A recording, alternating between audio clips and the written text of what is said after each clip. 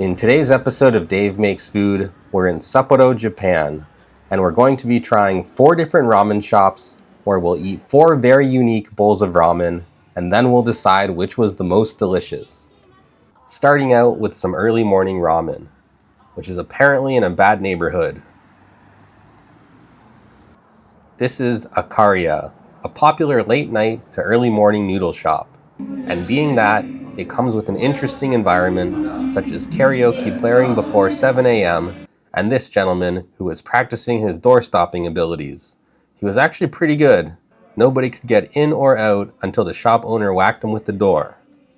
But anyways, onto the ramen. This shop offers 8 different kinds, including tomato, which is something I'd never heard of before, so that's what we're here to try.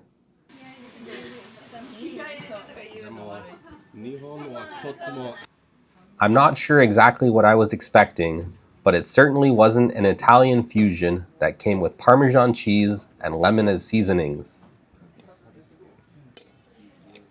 The tomato ramen was topped with pork chashu, diced onions, shredded lettuce, and parsley flakes. The broth had a bright red color and powerful tomato aroma.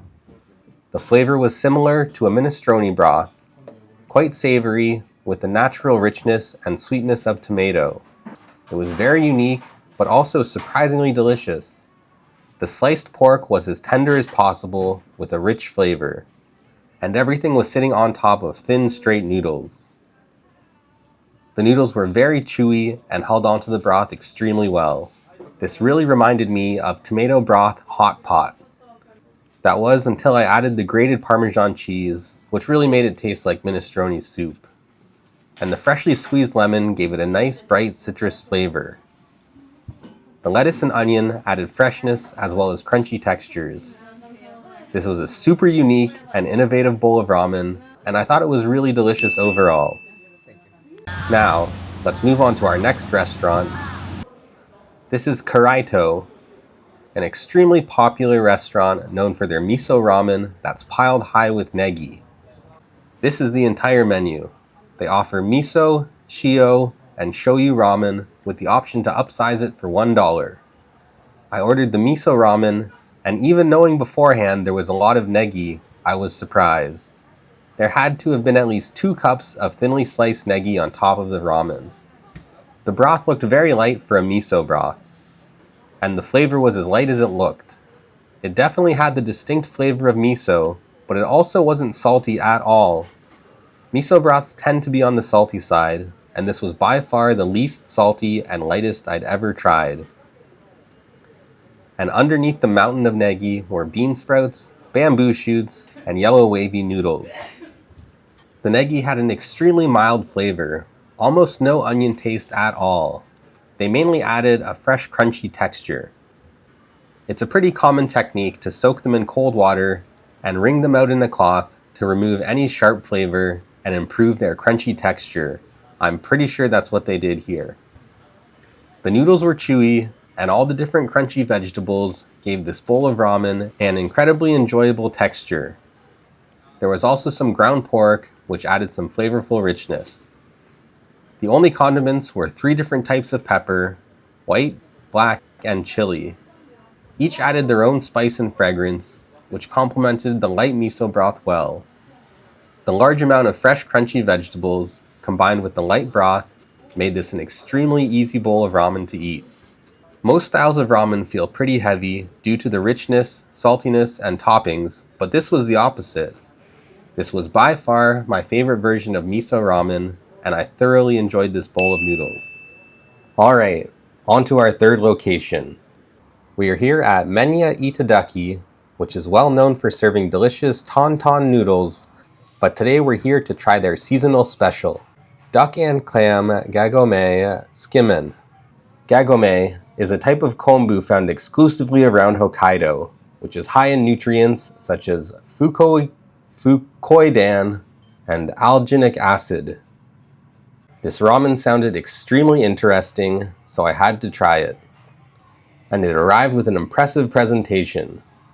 Thinly sliced lean pork, chicken breast, Gagome kombu, and a single long pea sprout. as well as a broth with a rich dark yellow color indicating it had been reduced quite a bit. It was garnished with diced onions and a slice of citrus. It was also served with thin wavy noodles as well as a soft boiled egg.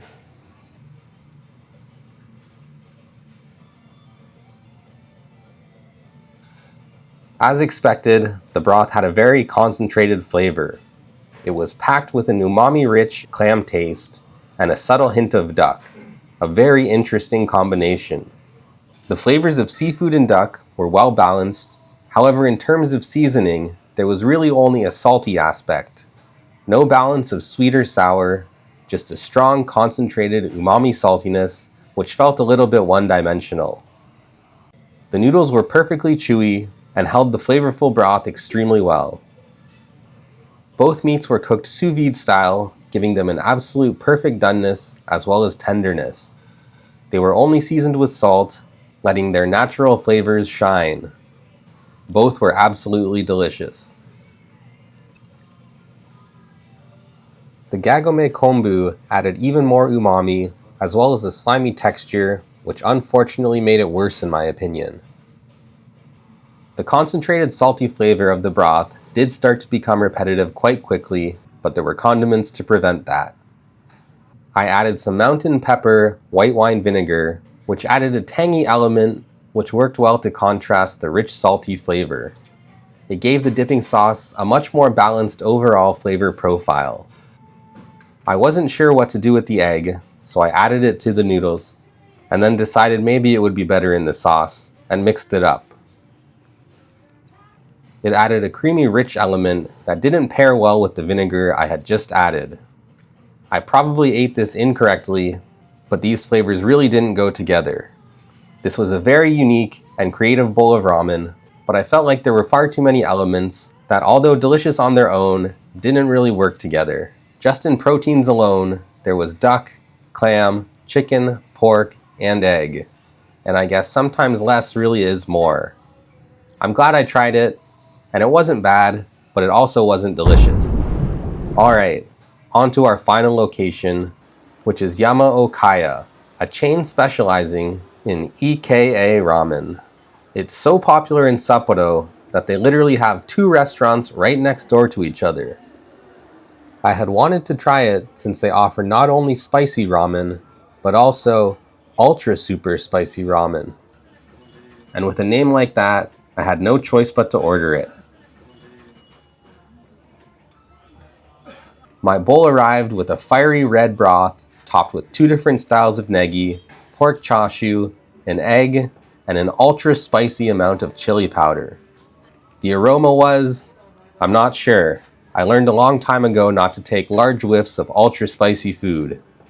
But since Yamaokaya specializes in EKA ramen, which is a rich pork bone broth mixed with shoyu, the whole restaurant had a bold, savory pork aroma. There was a thin layer of chili oil on top of the broth as well, and it looked extremely fiery. The initial taste revealed the rich and savory pork bone broth, but the spice was also instantly apparent, as well as a slight sour note. It was less rich than tonkatsu broth, but also much more savory with the added shoyu flavor.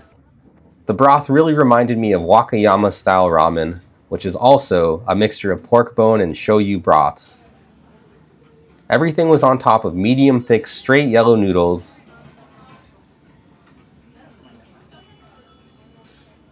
The noodles were extremely chewy, and again, held the sauce very well. The chashu was tender and fatty, with rich porky flavor. The onions added a crispy freshness, as well as the perfect complementary flavor to the spicy broth. And although it was already ultra spicy, I decided to add some chili powder, chili oil, garlic, and chili paste. The garlic added a pungent flavor, but there was already so much chili that adding these really didn't do anything to the overall flavor. The egg was soft and rich, with a half-cooked jelly-like yolk. The combination of the crispy onions and extremely chewy noodles made this an incredibly pleasant bowl of ramen. As far as spiciness goes, I'd say this was about a Tabasco level of heat. And not like putting Tabasco on your food, but like drinking it straight. It was pretty spicy. I don't think the average person could enjoy it, but at the same time, it wasn't anything crazy. I thoroughly enjoyed this bowl of Ultra Super Spicy Ramen. And after visiting 4 different ramen shops and trying 4 very different bowls of ramen, which was the most delicious? I'm going to have to say it was the Negi Miso Ramen from shop number 2, Karaito. This was a ramen that was right up my alley. A light broth, topped with tons of fresh crispy vegetables that added such a nice texture contrast, as well as freshness to the chewy noodles. As I said before, most ramen starts to feel heavy due to the broth, toppings, or salt level, but this bowl was so easy to eat and enjoyable to the very end.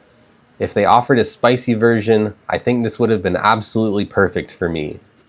I've also recently learned that most ramen shops actually don't expect you to drink the broth due to its high levels of salt and cholesterol, so I'm going to keep that in mind for the future. Anyways, I hope you enjoyed this ramen review from Sapporo. Please like and subscribe if you did. Let me know in the comments which one you thought was the best and would like to try. My food adventure from Japan will continue soon. Thanks for watching.